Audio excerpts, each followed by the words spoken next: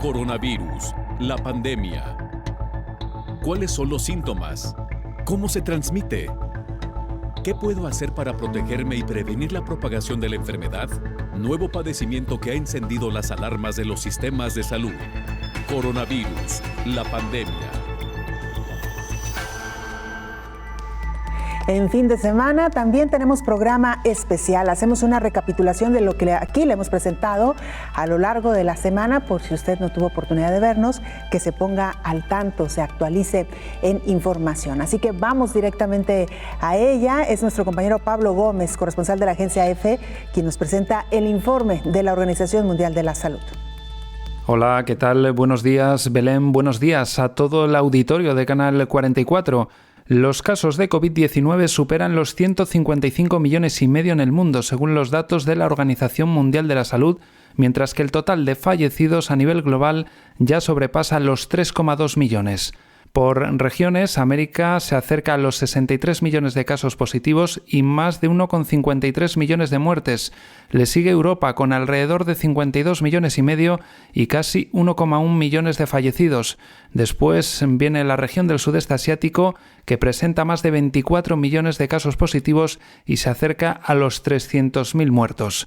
El ranking de países está encabezado por Estados Unidos, con más de 32 millones de casos, India está en segundo lugar con más de 21 millones, Brasil ya está cerca de los 15 millones y lejos está el siguiente país, que es Francia, el único por debajo que rebasa los 5 millones, está en concreto en 5,6, aunque Turquía se está acercando a esa cifra de los 5 millones. En número de fallecidos, Estados Unidos oscila alrededor de los 573.000, Brasil, en segundo lugar, está por encima de los 411.000, la India tiene más de 230.000 y México se sitúa en torno a los 218.000. Por otro lado, las dosis de vacunas administradas a nivel global rondan ya los 1,2 millones y este viernes la OMS y la Coalición Internacional de Autoridades Reguladoras de Medicamentos han instado a las farmacéuticas a publicar los informes de los ensayos clínicos de nuevos fármacos para que los resultados sean accesibles a todos los involucrados en la atención médica. Ambas organizaciones enfatizaron conjuntamente que la transparencia sistemática puede aumentar la confianza en la toma de decisiones regulatorias, tranquilizar al público sobre la integridad de los datos y estimular la investigación y el desarrollo, lo que podría tener, dicen, un impacto positivo en la confianza en las vacunas. Reportó desde Europa Pablo Gómez para el programa Coronavirus, la pandemia. En México, la farmacéutica AstraZeneca ha tenido problemas para envasar la dosis, que por cierto se está fabricando en Argentina. Hay que recordar que aquí se contrató al laboratorio Liomont para que se envasaran las dosis de AstraZeneca. Esto no ha sido posible todavía debido a la falta de insumos que se tienen que importar. Esto mismo ha ocurrido en otras partes. Tener una molécula mortal al principio de la pandemia COVID-19 era el gran reto de la comunidad científica mundial. Conforme pasaban los días, aumentaban las fórmulas y los experimentos para lograr tener la más eficaz y que saltara la barrera del encierro. La mayoría de las farmacéuticas tenían como estandarte producir el mejor biológico contra el virus SARS-CoV-2, uno de los coronavirus de mayor transmisión y mutación. Sin embargo, la enfermedad ha limitado su capacidad, aunado a los fondos económicos, aunque se cuente con una coordinación internacional. Los pasos agigantados para lograr la inmunización de millones de personas de todas las regiones del planeta se ve borroso por el surgimiento de un gran número de variantes, siendo de mayor preocupación la británica detectada en 139 países, la sudafricana presente en 87 naciones y la brasileña en 54. Además de que existe una preocupación por la evolución de una variante doble mutante detectada en la India, los focos de alarma están a su máximo esplendor ante el aumento de casos de coronavirus. Este país es considerado como el mayor productor de vacunas a nivel mundial. Sin embargo, es de los más rezagados en la vacunación contra COVID-19. Ante este problema se vive también una crisis más, la producción de la vacuna. Los biológicos contra la COVID-19 elaborados en la India enfrentan un retraso. Además, otra gran batalla, lograr las exportaciones de materias primas para producir inyecciones. Autoridades de ese país piden a Estados Unidos levantar el embargo para acelerar la producción de vacunas. En este mismo tenor están otros países que han advertido sobre la escasez de insumos para producir el biológico y más de 100 farmacéuticas y otros actores del sector sanitario analizan la estrategia para producir más vacunas anti-COVID. A nivel mundial, desde hace semanas hay una crisis ante la escasez de algunas materias primas requeridas. Para la Federación Internacional de Asociaciones de Fabricantes de Fármacos, urge un diálogo abierto entre fabricantes, distribuidores, organizaciones internacionales y gobiernos para enfrentar esta escasez de materias primas para no interrumpir la producción de vacunas. Los países con mayor producción de vacunas COVID-19 son China, Estados Unidos, Alemania, Bélgica, India, Reino Unido, Países Bajos, Rusia, Suiza, Corea del Sur, Brasil y Sudáfrica. A 490 días del surgimiento del virus SARS-CoV-2, con más de 153.700.000 casos acumulados, de los cuales 3.200.000 han perdido la vida, el mundo se enfrenta no solo a las variantes, sino que también a la escasez de insumos para producir los biológicos que podrían detener la virulencia de COVID-19.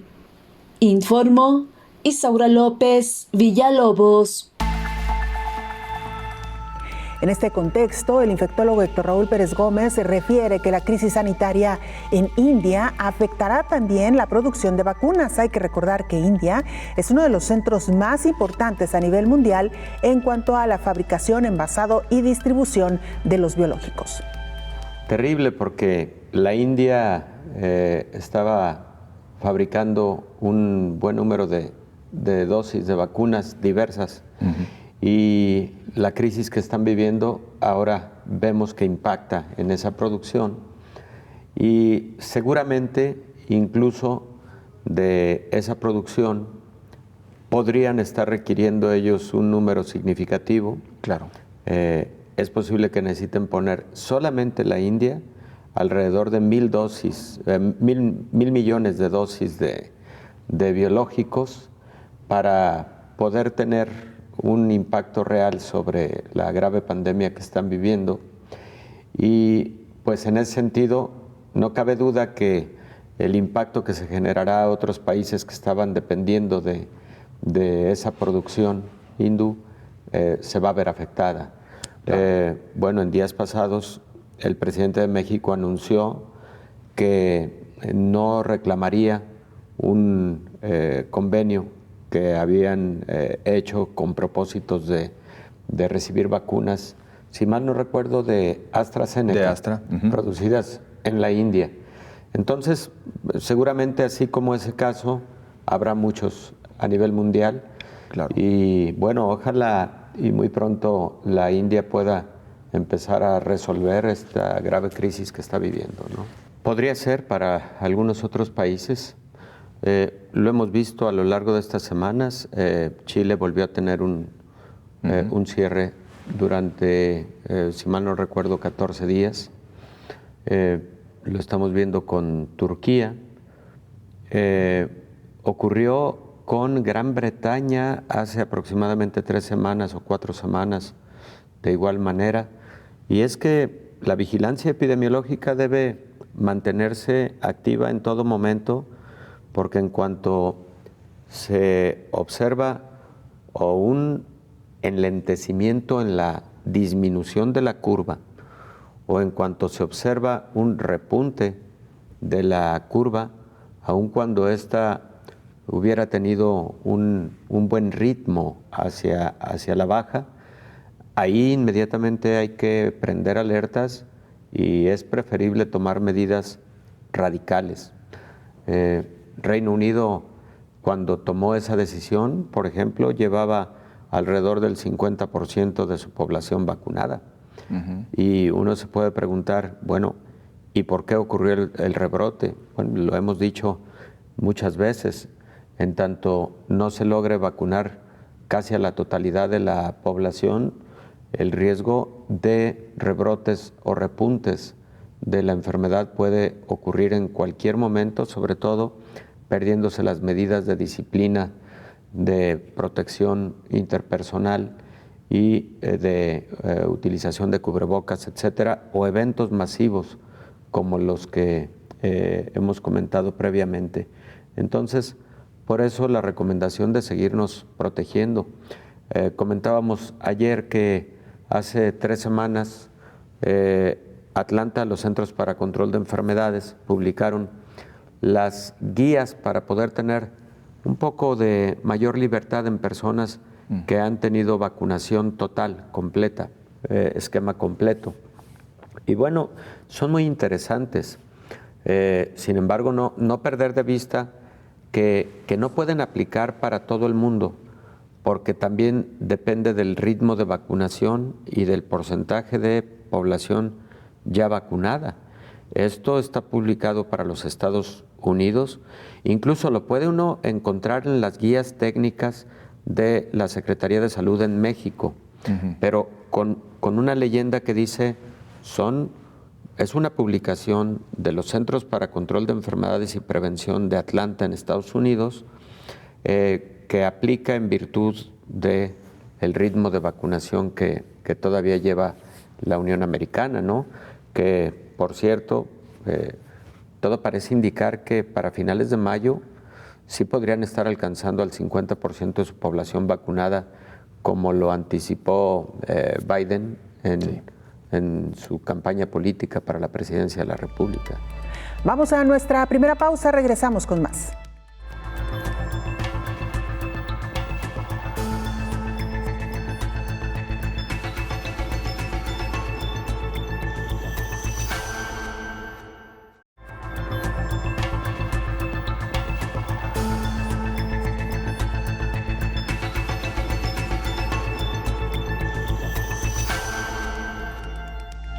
Esta semana dedicamos algunos de nuestros programas a hablar sobre la crisis sanitaria en India y cómo podría afectar la producción de vacunas, considerando que India es un gran centro mundial de producción de biológicos. Ante esta crisis sanitaria, se corre el riesgo de que haya una disminución en la entrega de estos biológicos.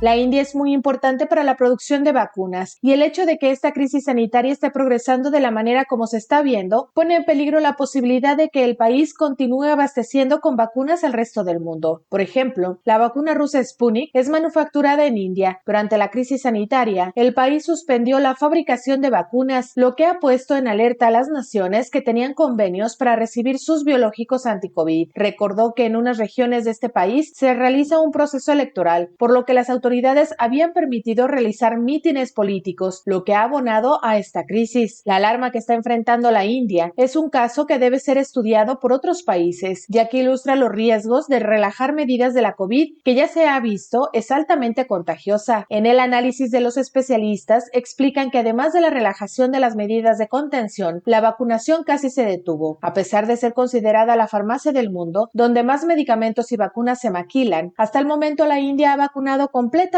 a menos del 2% de su población de 1.300 millones de personas. Los centros de inoculación en todo el país dicen que se están quedando sin dosis y las exportaciones casi se han detenido. La India es ahora el punto de acceso mundial de la pandemia, a pesar de ser el hogar del mayor fabricante de vacunas del mundo, informó Rocío López Fonseca.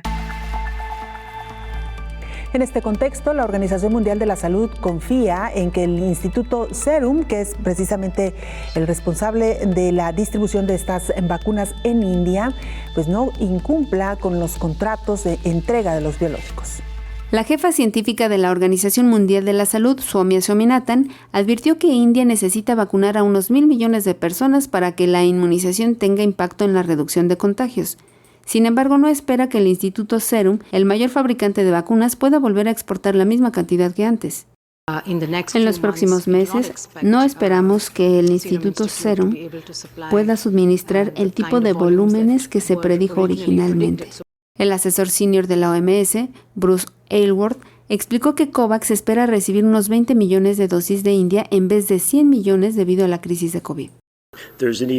En los próximos meses, no esperamos que el Instituto Serum pueda suministrar el tipo de volúmenes que se predijo originalmente.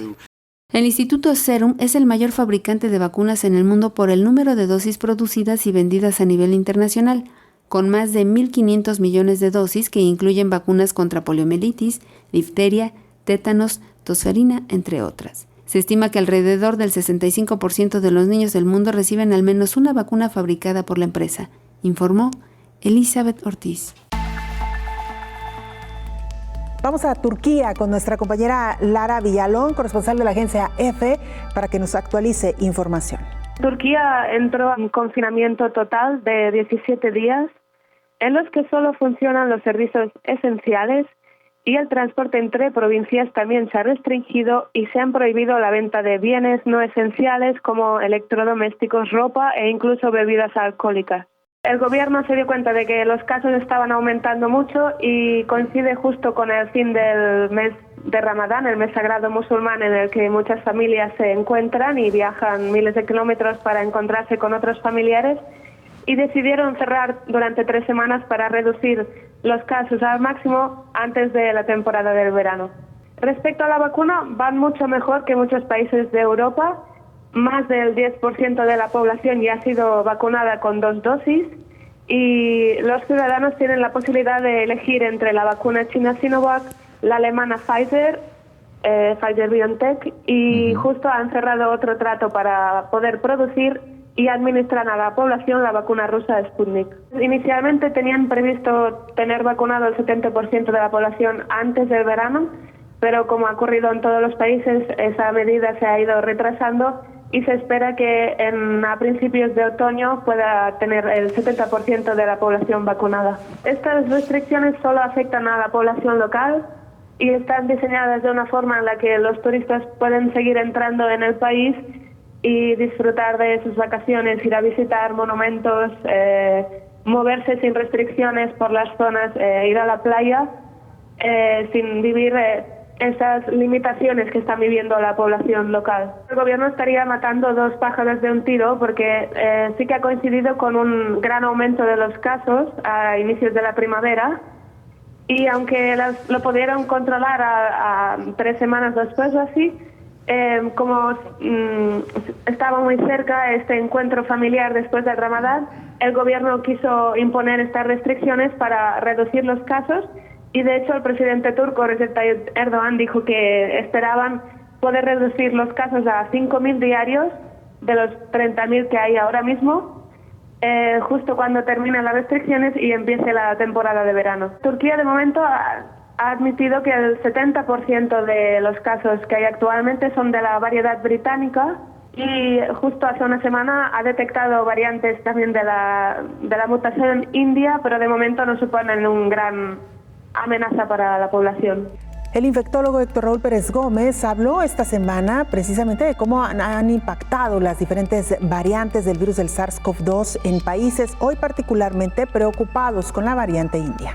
Cuando esto implica conglomerado de gente en festividades de cualquier naturaleza, en ninguna parte del mundo debería de permitirse aún este tipo de actividades, porque puede ocurrir lo que hemos visto en diversos países, ¿no? La India es un ejemplo.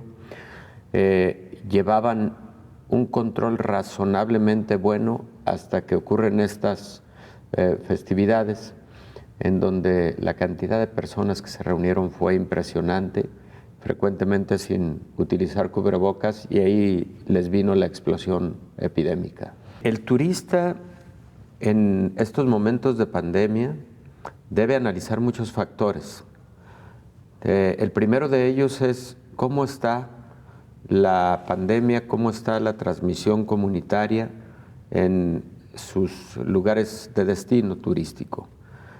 Y también debe asesorarse con expertos en la materia, porque las tendencias de incremento de la transmisión se pueden revisar en diversas fuentes que tienen estadísticas en salud casi en tiempo real. Y en base a eso se puede prever, número uno, que un determinado viaje se puede cancelar por la tendencia de transmisión que está ocurriendo en determinada región. Segundo, también puede darse el caso de lo que está ocurriendo en Israel, por ejemplo, con relación a México. México se encuentra en una disminución en el número de casos, o por lo menos en una situación mucho menos impactante que la que tuvimos en diciembre y enero. Y aún así, existen restricciones, por ejemplo, en Israel, que también es un destino turístico importante y, por cierto, muy atractivo para los mexicanos. Y hay restricción para la entrada de turistas mexicanos a Israel. Ellos consideran que México tiene un porcentaje bajo de vacunación. Ellos ya tienen más del 80% de su población vacunada, y entonces no solo para México, pero sí han establecido algunas restricciones de ingreso al país para diversos países que todavía no tienen el control absoluto de la pandemia, ¿no? Definitivamente es lento. A mí me llamó mucho la atención lo que nos presentó Lara con respecto a Turquía. Se esperaría que Turquía llevara un avance mayor en la vacunación, pero igual 10% de su población con vacunación completa. Y también me llamó mucho la atención que ahora más del 70% de los casos de COVID-19 en Turquía estén siendo causados por la variante británica, que efectivamente lo habíamos comentado en esta mesa. Así es. La variante británica es la que se ha documentado fehacientemente, tiene un mayor porcentaje de transmisión con respecto a las demás variantes y también con la cepa original del virus, y de igual forma parece comportarse con mayor gravedad comparativamente con la cepa original del SARS-CoV-2. No parecen ser tantos casos. Los principales están localizados a Europa, Asia, Oriente Medio. De hecho, la estimación es que la variante británica está ya en estos momentos en 110 países a nivel mundial. Cuando recién se detecta, en septiembre del 2020, se encontraba en 45 países y a un mes de distancia ya estaba en 72 países. En este momento 110 países tienen la variante británica, pero está circunscrita predominantemente a Europa y a Oriente Medio. Sí logran tener un buen desempeño contra la variante británica. Sin embargo, con respecto a la variante sudafricana, ahí sí existen algunos aspectos que podemos comentar. Por ejemplo, la variante sudafricana tiene una mutación conocida como E484K, que se ha identificado como una mutación que le genera al virus la capacidad de escapar parcialmente al sistema inmune que se desarrolló con la vacuna. Ahí cuidado con esa variante. Y la brasileña también. Lo que cabe es la solidaridad internacional, porque hay un concepto muy importante derivado del concepto de la salud pública que surgió hace algunas décadas y que conocemos ahora como salud global. Y es que ahora el mundo no se puede ver dividido en naciones cuando se habla de salud, y menos ante una epidemia o una pandemia. Exacto. Se tiene que ver así, como un todo, porque si no se logra el control en una determinada región, entonces sí podemos vernos en riesgos importantes el resto del mundo. Claro que de forma inmediata se establecen estrategias para evitar la movilidad, para evitar los viajes desde o hacia lugares de alta prevalencia de la enfermedad, etcétera. Todo eso ayuda, pero se debe volcar la solidaridad para quien está teniendo los focos más rojos en una situación como la que se está viviendo en estos momentos en la India. Yo creo que incluso es válido el que se permita que un alto porcentaje de la producción de vacunas y de medicamentos que estaba ocurriendo en la India sea aprovechado en la India, y el resto de los países estén mirando hacia alternativas en donde se pueda también producir, envasar y distribuir. Finalmente, la mayor parte de farmacéuticas tienen centrales de producción y de distribución en diferentes partes del mundo, no solamente en la India. La India es un país importante en ese sentido, pero hay algunos más, muchos más. Hacemos otra pausa, regresamos, todavía hay más información.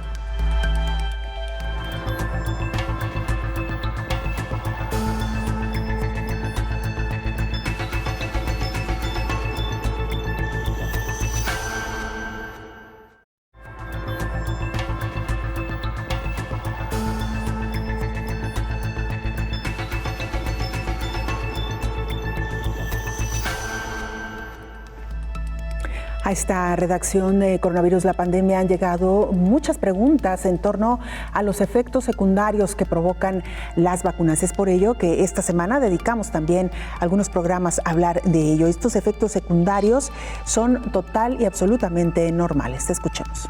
En su página web de los Centros de Control de Enfermedades de Estados Unidos, explican que la vacunación contra la COVID-19 ayudará a protegerse. Es posible que se experimenten efectos secundarios, los cuales son signos normales de que su organismo está generando protección. Estos efectos secundarios pueden afectar su capacidad de realizar sus actividades diarias, pero deberían desaparecer al cabo de pocos días. Algunas personas no sufren efectos secundarios. En el brazo donde recibió la vacuna inyectable, el paciente puede presentar dolor, enrojecimiento e hinchazón.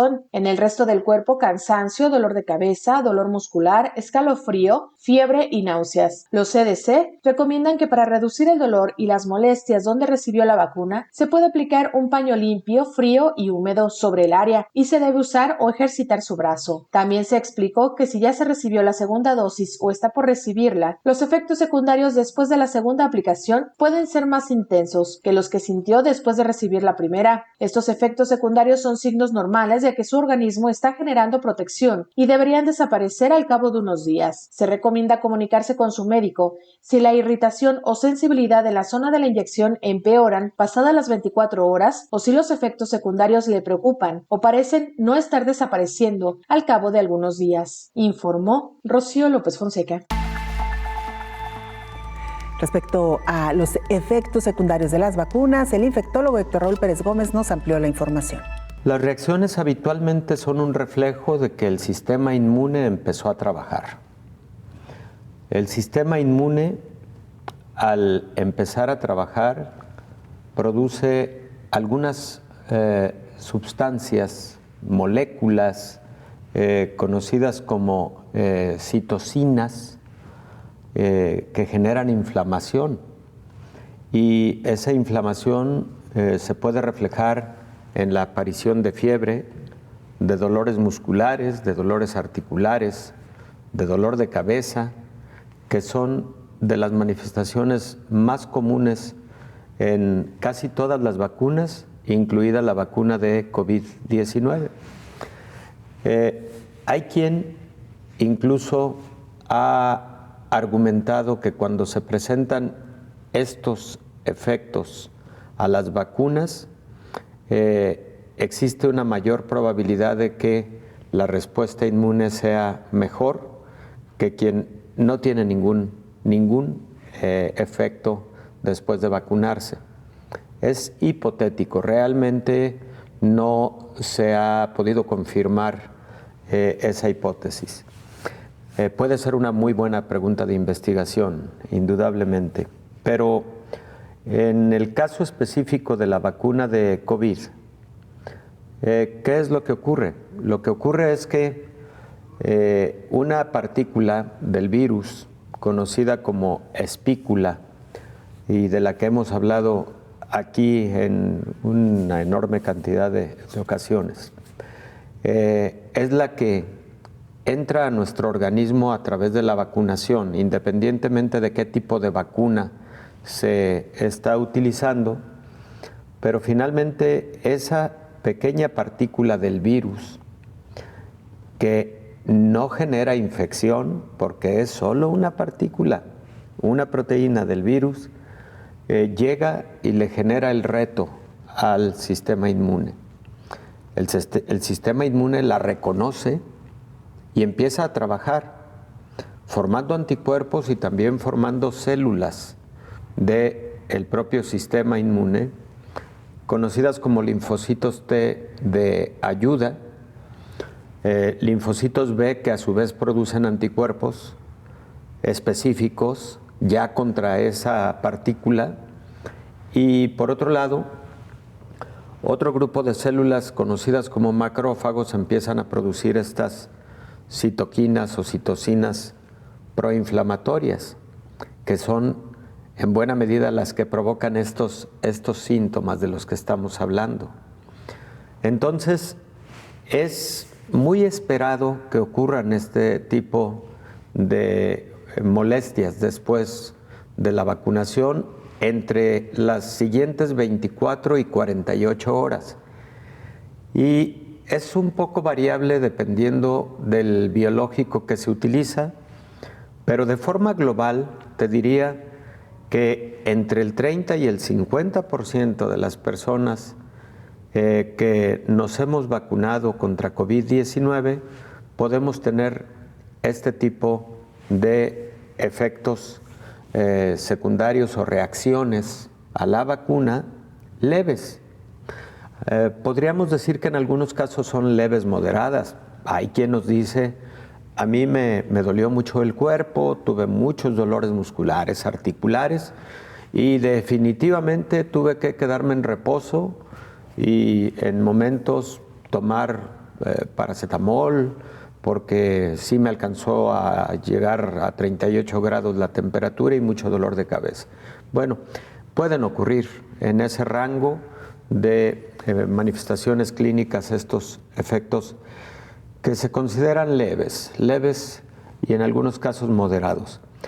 Cuando hablamos de eventos adversos graves, ahí estamos ante otra circunstancia, y ahí lo que se ha calculado para las diferentes vacunas contra COVID-19 es que se presentan en el rango de 1 en cada 100,000 vacunados para algunas de las vacunas y hasta 1 en cada 500,000, o sea, en ese rango. Es evidentemente muy bajo. Que si es más bajo para otras vacunas, sí, efectivamente. Por ejemplo, un evento adverso grave para la vacuna o con la vacuna contra influenza se está presentando en 1 de cada 1,000,000 de vacunados aproximadamente.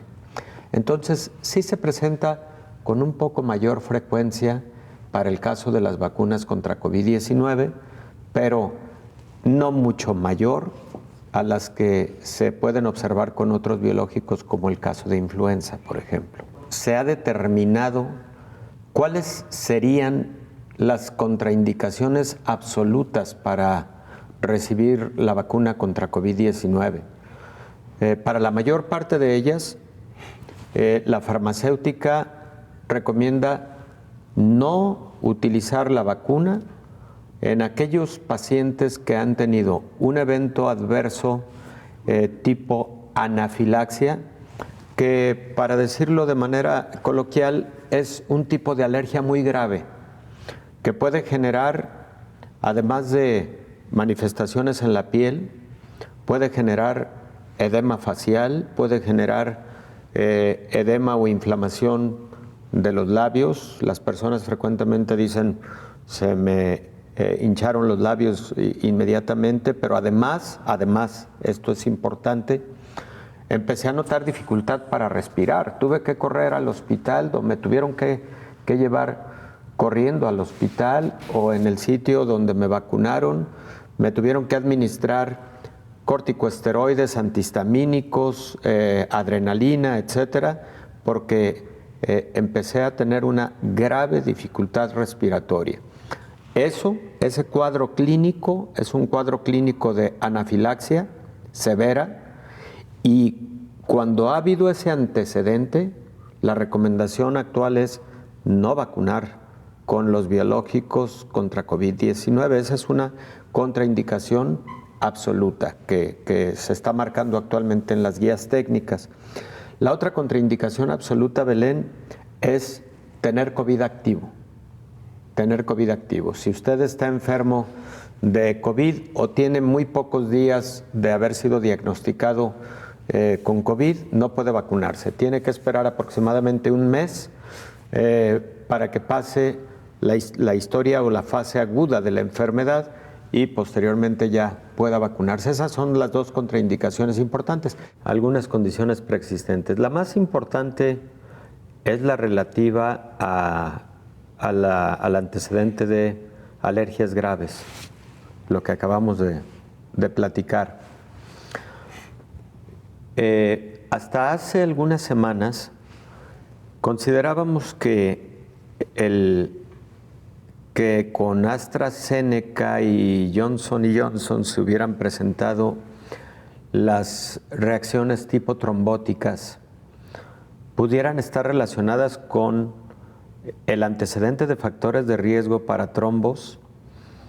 Ha empezado a cambiar un poco en las últimas semanas porque se empezó a identificar que el tipo de trombosis trombocitopénica que presentaron los pacientes en cuestión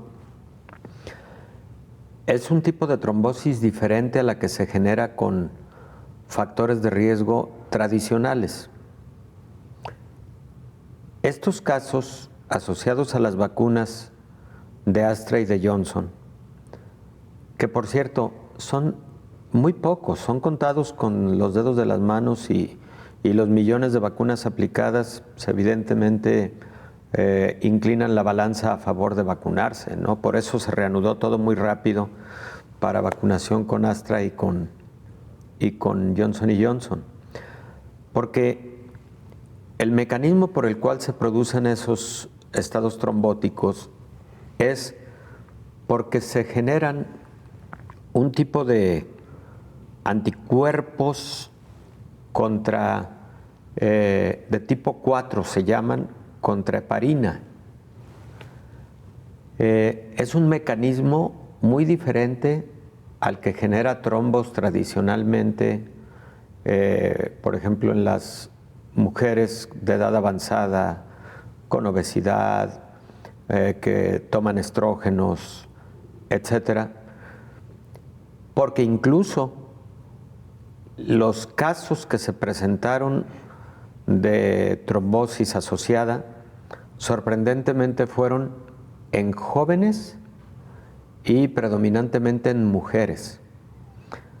De hecho, el 80% de esos casos asociados a vacunas fueron en personas jóvenes, más que en personas de edades avanzadas, como ocurre en las trombosis tradicionales. Entonces, creo que por el momento, si nos preguntan, oye, como yo tengo factores de riesgo para trombosis, por lo que ustedes, los médicos, han dicho de mi edad, obesidad, sedentarismo, tomar estrógenos, etcétera, pues entonces creo que no me puedo vacunar, ¿verdad? Porque eso me representa un riesgo. No, la respuesta es no, porque no son los mismos tipos de factor de riesgo, porque no fueron los mismos mecanismos moleculares que generaron las trombosis escasas y esporádicas que se asociaron a las vacunas de Astra y de Johnson. Vamos a la pausa, regresamos para entrar ya a la recta final de este programa especial Coronavirus, la pandemia.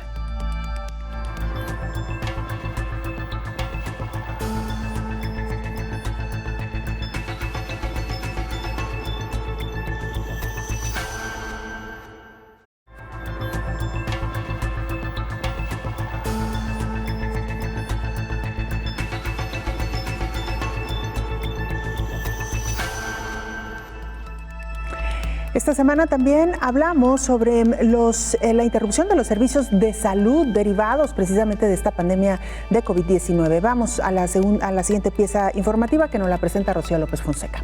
Los servicios de prevención y tratamiento de las enfermedades no transmisibles se han visto gravemente afectados desde el comienzo de la pandemia de COVID-19 en la región de las Américas, según una revisión hecha por la Organización Panamericana de la Salud.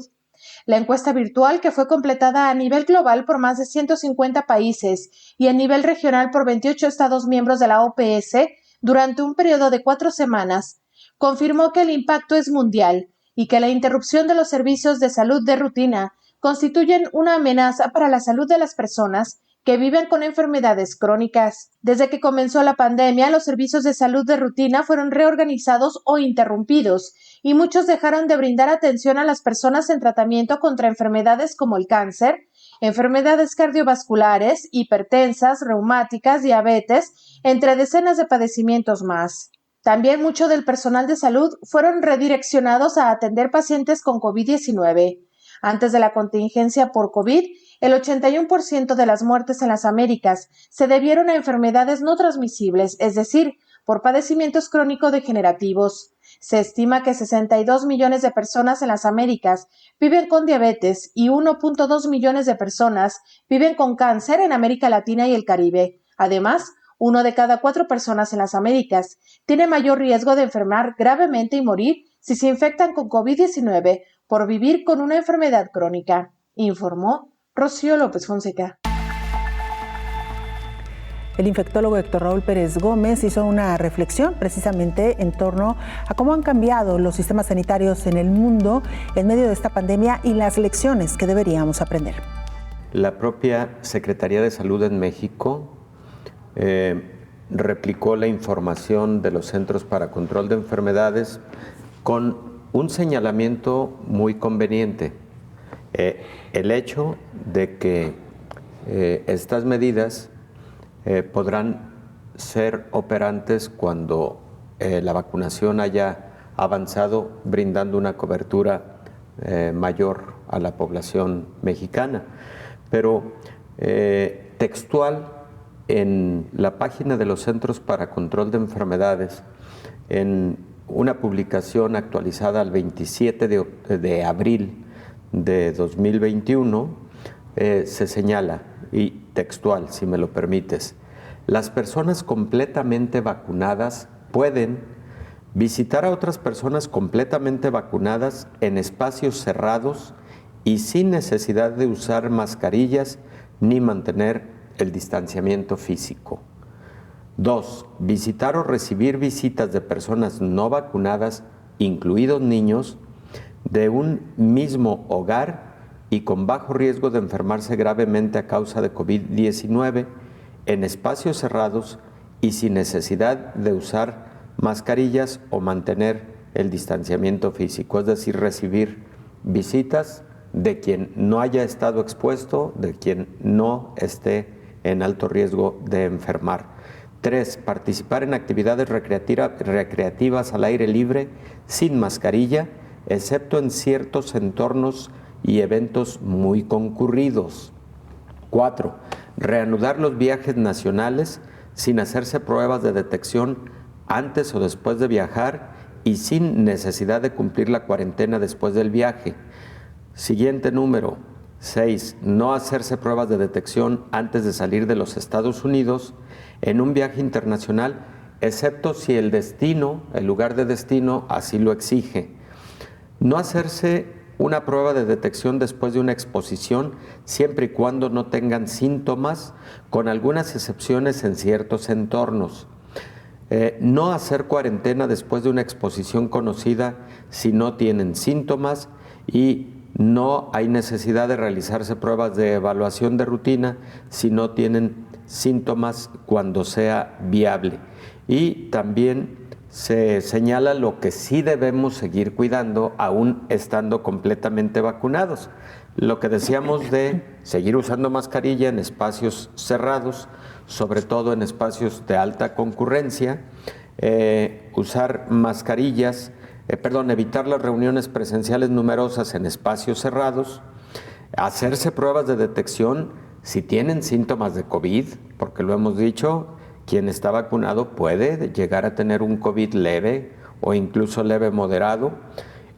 Y, por supuesto, seguir las recomendaciones y respetar los requisitos de viaje de los departamentos de salud, porque si cambia la epidemiología puede haber de nueva cuenta restricciones. Esas son, digamos, las guías así puntuales publicadas por los Centros para Control de Enfermedades. Como podemos ver, mayor libertad ya en las personas, quede esto perfectamente claro, que tengan esquema de vacunación completo y que recordemos, en muchos de los casos son 2 dosis. Pfizer empieza a señalar la posibilidad de una tercera dosis como refuerzo por estar observando que a 8 meses de distancia o 9 meses de distancia de haber completado el esquema de las 2 dosis puede empezar a bajar la inmunidad.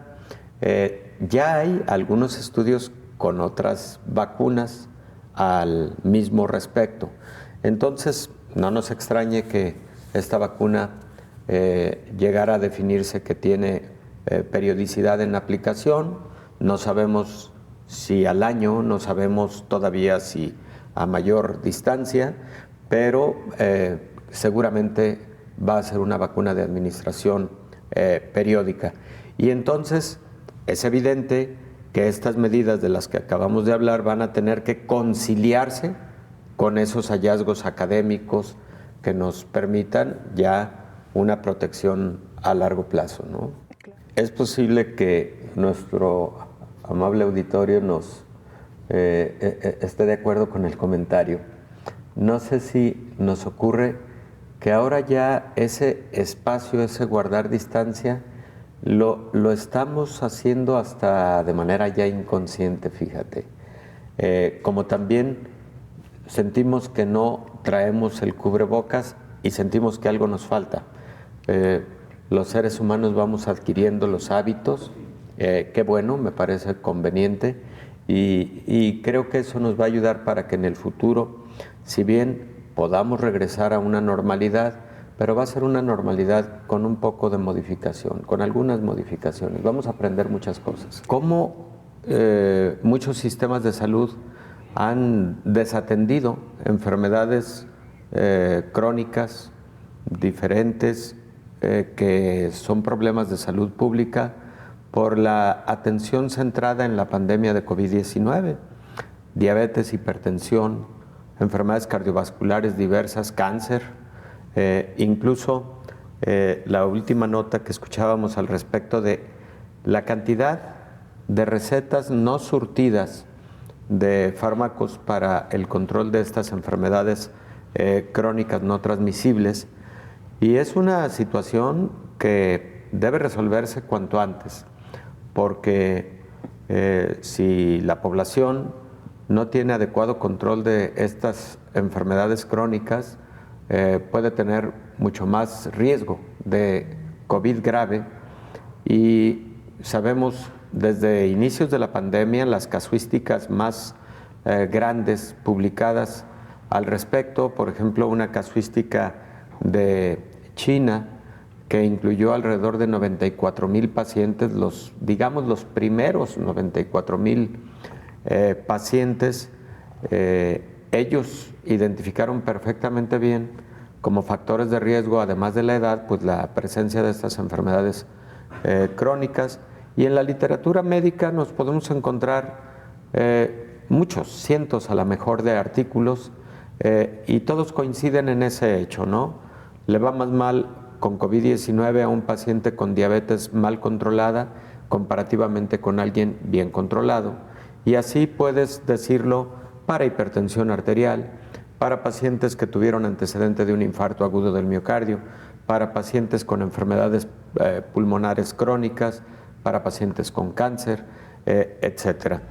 Antes de despedirnos, vamos a Guatemala con nuestro compañero Javier Corleto, jefe de TV USAC de Guatemala. Nos actualizó información sobre lo que se vive hoy por hoy en este país. Desde Guatemala, este es el reporte de coronavirus en la semana del 28 de abril al 5 de mayo de 2021. Los datos son los siguientes.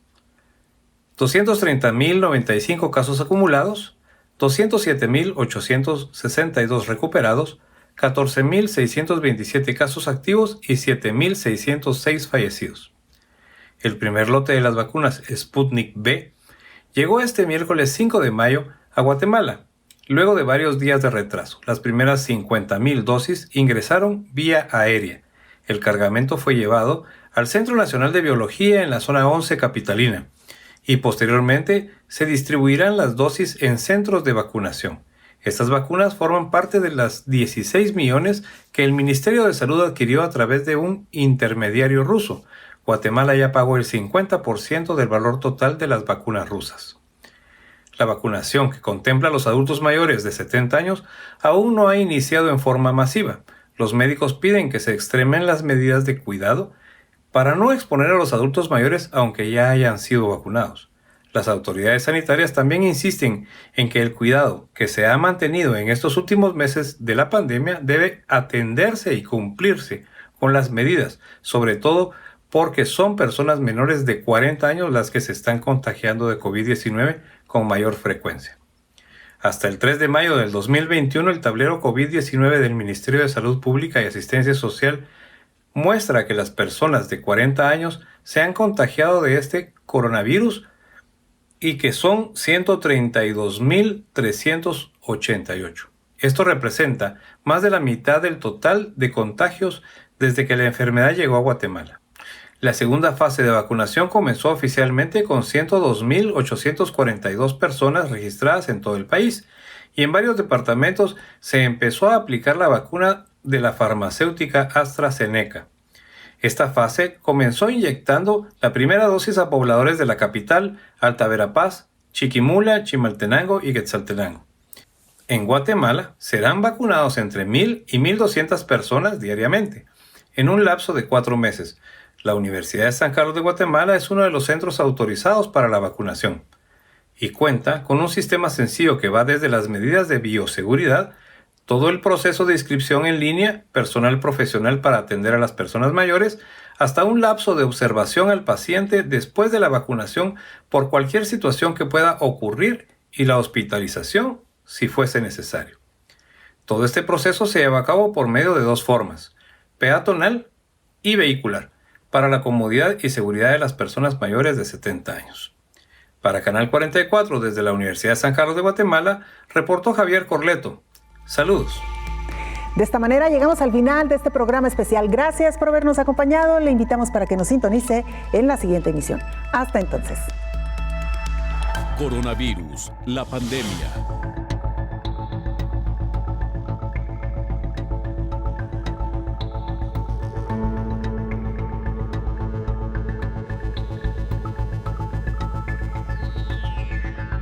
Coronavirus, la pandemia.